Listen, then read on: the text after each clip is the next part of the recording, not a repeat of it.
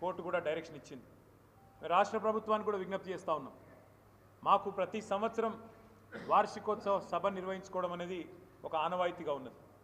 ఇదేదో మీ ప్రభుత్వం మీద ప్రకటించే యుద్ధబేరి కాదు, ఇదేదో మేము అక్కడ చేస్తున్నది వేరే రకమైన ఆలోచన కూడా కాదు.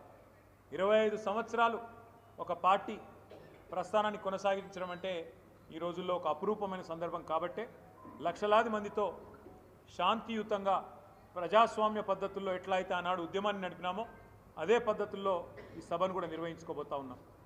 1250 ఎకరాల ప్రాంగణం మొత్తంగా, అంటే ట్రాఫిక్ కూడా అంతరాయం లేకుండా, పార్కింగ్ కూడా ఇబ్బంది లేకుండా, వచ్చేటోళ్లకు దూరం నుంచి నడిచే అవస్థ లేకుండా, ఆ సభ పక్కకే, బహిరంగ సభ ప్రాంగణం పక్కకే మొత్తం పార్కింగ్ కూడా 3 భాగాలుగా దాదాపు 1000 ఎకరాల్లో పార్కింగ్ కూడా ఏర్పాటు చేస్తూ ఉన్నాం. ఆర్టీసీకి ఇప్పటికే మరి దాదాపు 10 కోట్ల రూపాయలు చెల్లించినాం. ఒక 3000 బస్సులు కావాలని అడిగినాం, వారు కూడా సూత్రప్రాయంగా ఇస్తామని చెప్పినారు.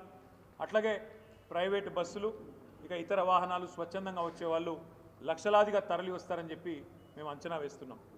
ఈ ప్రోగ్రాం ఎంత పెద్దది అంటే మరి ఆ లక్షలాదిగా వచ్చేటోళ్ళకు ఎండాకాలంలో ఇబ్బంది కాకూడదన్న ఉద్దేశంతో 10 లక్షల వాటర్ బాటిళ్ళు, 10 లక్షల మజ్జిగ ప్యాకెట్లు, అదేవిధంగా అక్కడనే మరి కొన్ని వైద్య శిబిరాలు కూడా అదే ప్రాంగణంలో ఏర్పాటు చేస్తూ ఉన్నాం. పెద్ద ఎత్తున ఎవరికి ఇబ్బంది కాకుండా టాయిలెట్లు కూడా అక్కడనే ఏర్పాటు చేస్తూ ఉన్నాం. అదే మాదిరిగా డాక్టర్ల బృందాలు, అదేవిధంగా మా 2000 మంది వాలంటీర్లు పార్కింగ్ ఇంతజాం చూడడానికి, వచ్చిపోయే ట్రాఫిక్ నియంత్రణ చేయడానికి, అదేవిధంగా ప్రజలకు ఏ రకమైన అసౌకర్యం కలిగినా, ఎవరికి వచ్చే వాళ్ళకి ఏ రకమైన ఇబ్బంది కలిగినా తక్షణమే వారికి సేవలు అందించడానికి 2000 మంది స్వచ్ఛందంగా మా పార్టీ కార్యకర్తలు, మా యువకులు 2000 మందిని నియమించినాం. వారు కూడా ఇప్పటికే పనులు నిమగ్నమైనారు. పనులు ఎలకతుర్తిలో అక్కడ పట్టదారులు ఎవరైతే ఉన్నారో ప్రైవేటు భూముల యజమానులు, వాళ్ళు కూడా తమ సమ్మతిని ఇప్పటికే మాకు రాతపూర్వకంగా ఇచ్చినారు. ఆ అనుమతులు కూడా మేము పోలీసు వాళ్ళకు కూడా ఇవ్వడం జరిగింది, ప్రభుత్వానికి కూడా ఇవ్వడం జరిగింది. మేము ఈ కార్యక్రమం తర్వాత, బహిరంగ సభ తర్వాత మరి బీఆర్ఎస్ రజతోత్సవ సంబరాలను సంవత్సరం పాటు నిర్వహించబోతా ఉన్నాం. రకరకాల కార్యక్రమాలు, ఆనాడు ఉద్యమంలో మొదటి నుంచి మాతో ఉన్న సహచరులను ఒక దగ్గర తీసుకొని రావడం, వారితో ఆనాటి నుంచి ఈనాటి వరకు 25 ఏళ్లలో వివిధ సందర్భాల్లో జరిగిన ఉదంతాలను మళ్ళొక్కసారి ప్రజలకు గుర్తు చేసే విధంగా కార్యకలాపాలు అన్నీ కూడా డిజైన్ చేస్తున్నాం. సంవత్సరం పాటు రజతోత్సవ సంబరాలను నిర్వహించబోతా ఉన్నాం. అట్లాగే ఈ సభ తర్వాత వెంటనే మే నెలలో మా పార్టీ యొక్క సభ్యత్వ నమోదు కార్యక్రమం మళ్ళీ తిరిగి ప్రారంభమవుతుంది. ఈసారి మొత్తం సభ్యత్వ నమోదు కార్యక్రమాన్ని డిజిటల్ పద్ధతుల్లో చేయాలి అని చెప్పి నిర్ణయం తీసుకున్నాం. ఇదివరకు ఇచ్చినట్టు ఆ పుస్తకాలు ఉండయి, మొత్తం కూడా యాప్ ద్వారా ఈసారి మనం మెంబర్షిప్ ఎన్రోల్మెంట్ కూడా చేయబోతా ఉన్నాం. అట్లాగే మెంబర్షిప్ ఎన్రోల్మెంట్ అయిన తర్వాత పూర్తి స్థాయిలో సంస్థాగత నిర్మాణం మీద దృష్టి పెట్టి దసరా లోపు సంస్థాగత నిర్మాణాన్ని కూడా, అంటే గ్రామ శాఖలు, వార్డు శాఖలు, మండల శాఖలు, పట్టణ శాఖలు, నియోజకవర్గ స్థాయిలో, అదేవిధంగా జిల్లా స్థాయిలో ఇవన్నిటిని కూడా పూర్తి స్థాయిలో కమిటీలను పూర్తి చేసుకుంటాం. తదనంతరం దసరా వరకు కొత్త అధ్యక్షుడిగా 4 ఏళ్ల తర్వాత మాకు పార్టీ రాష్ట్ర అధ్యక్ష ఎన్నిక కూడా ఉంటుంది, అధ్యక్ష పదవికి కూడా ఎన్నిక ఉంటుంది. దాన్ని కూడా ప్రతి సందర్భంలో నిర్వహించినట్టే, ప్రతిసారి నిర్వహించినట్టే ప్రజాస్వామ్య పద్ధతుల్లో ఎన్నిక ద్వారానే, అంటే presiding officer AC, returning officer AC, మా పార్టీ కాన్స్టిట్యూషన్ ప్రకారం ఈసారి కూడా అదే పద్ధతుల్లో చేయడం జరుగుతుంది.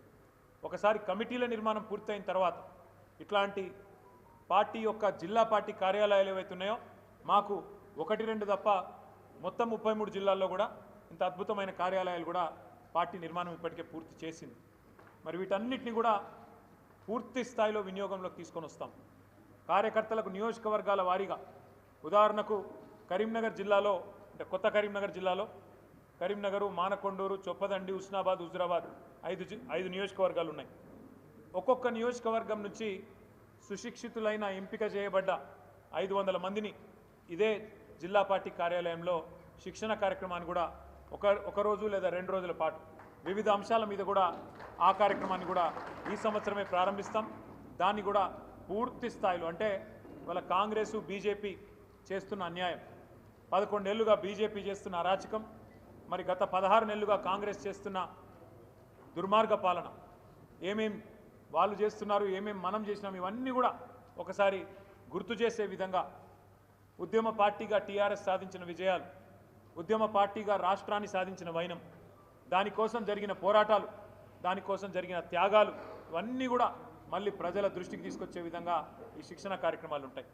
అట్లాగే 10 సంవత్సరాలు టీఆర్ఎస్ ఏ రకంగా అద్భుతంగా పరిపాలన అందించింది, భారతదేశంలోనే రాష్ట్రాన్ని అగ్రగామిగా నిలబెట్టింది, అట్లాంటిది సాంస్కృతికంగా కూడా పెద్ద ఎత్తున మన భాష మీద యాస మీద జరిగిన దాడిని తిప్పికొడుతూ ఆనాడు తెలంగాణ ధూమ్ధాం పేరుతో ఉద్యమంలో ఎట్లా అయితే అద్భుతంగా సాంస్కృతిక పునరుజ్జీవనానికి ఒక పెద్దపీట వేసినామో, రాష్ట్రం వచ్చిన తర్వాత కూడా సాంస్కృతిక సారథి అనే బృందాన్ని నియమించి ఏ రకంగా మరి తెలంగాణ భాషకు యాసకు పెద్దపీట వేసినామో తిరిగి మళ్ళీ ఒకసారి అవన్నీ యాద్ చేసే విధంగా ఈ శిక్షణ కార్యక్రమాలు ఉంటాయి. తదనంతరం ఒకవేళ స్థానిక సంస్థలు వస్తే, స్థానిక సంస్థల ఎన్నికలు వస్తే వాటిని కూడా ఎదుర్కొంటాం ప్యారలల్గా మా పార్టీ సంస్థాగత నిర్మాణం. అందుకే ఈ సంవత్సరం కీలకమని నేను చెప్పిన. మా మహాసభతో పాటు ఏప్రిల్ 27 నాడు రజతోత్సవ సభతో పాటు మెంబర్షిప్ తర్వాత కమిటీల సంస్థాగత నిర్మాణం, కమిటీల ఎంపిక, తదనంతరం శిక్షణా కార్యక్రమాలు ప్రతి జిల్లాలో ప్రతి నియోజకవర్గాన్ని యాక్టివేట్ చేసే విధంగా చేయబోతా ఉన్నాం. ఇక మీకు తెలుసు, రాష్ట్రంలో ప్రస్తుతం ఉన్న రాజకీయాల గురించి కూడా మీకు తెలుసు. ఒకటి మాత్రం పక్కా, రెండు ఢిల్లీ పార్టీలు కూడా, ఒకటేమో సంచులు మోసే పార్టీ, ఇంకోటేమో చెప్పులు మోసే పార్టీ. ఢిల్లీ వాళ్ళ చెప్పులు మోసే పార్టీకి, ఢిల్లీకి సంచులు మోసే పార్టీలు రెండు ఉన్నాయి. ఈ రెండు పార్టీల వల్ల తెలంగాణకు జరుగుతున్నది అన్యాయమే, దొందే. ఇద్దరు కూడా